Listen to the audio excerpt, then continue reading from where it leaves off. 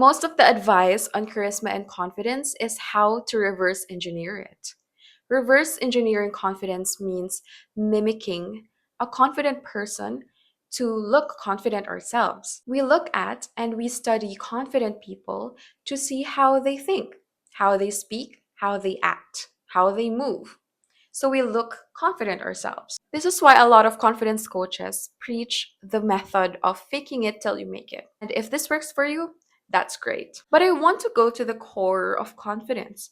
How do you become a confident person at your core? What if you want to go about it the opposite way, from within? And the answer to that is just self-concept or self-belief. The people who are confident are there not because they know they are perfect or they think they are perfect. They're able to be confident because they accept that they cannot always be perfect, and that's okay. It's about being enough even if you make mistakes. For example, when you make a mistake, how do you usually react? Because a confident person can easily laugh it off. In their mind or at the back of their head, everyone goes through these types of moments, and it's not a reflection of their character.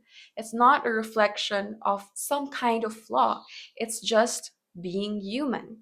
Confident people can also acknowledge a mistake. This is assuming that they are truly confident and not just faking it. It's so easy to admit a mistake and make amends for it because you know that you're a good person and you just acted out of integrity and you can easily correct it.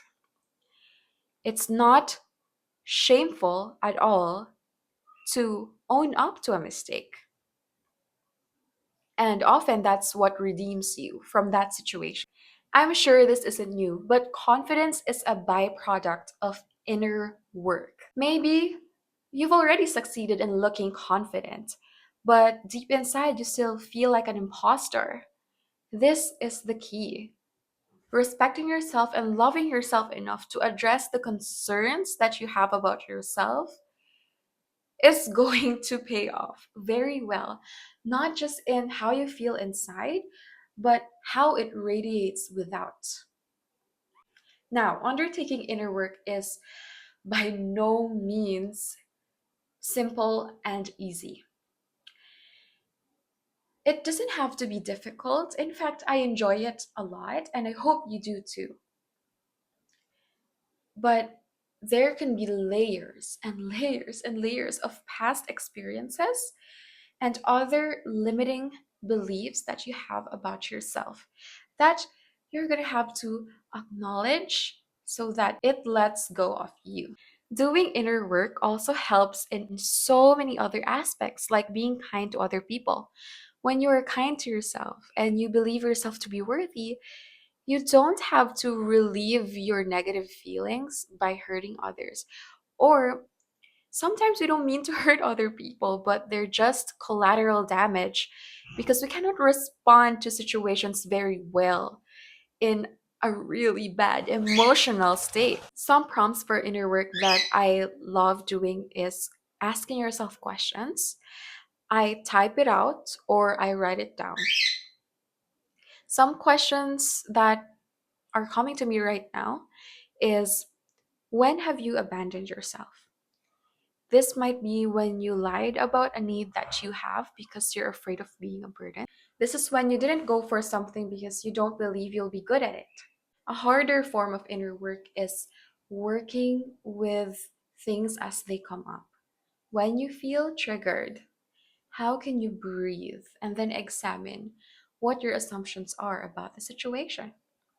For example, you just embarrassed yourself in front of a lot of people, or maybe you're not doing your best at the moment and you're falling short. What do you think about yourself then? A failure? A burden?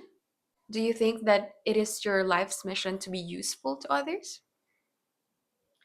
These are just some things to examine. And if you're already doing inner work, I hope there was something new in there for you. Or I hope this reminds you to do your inner work. Because what we admire about confident people really is how sure they are of themselves. how much they are in their own presence, how much they are centered, how much their focus is on themselves, and that way they can give from their overflow.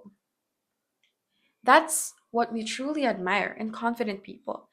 It's their audacity to be themselves. And this is quite controversial, but a lot of the bad or evil people we know are successful because they have that audacity. And sadly, they have audacity also in the wrong aspects, like stealing, being mean to people, thinking they are better. They have that audacity. Be careful of this, because faking or forcing a lot of bravado in the hopes of looking more confident is actually putting a band-aid in front of your self-worth wound.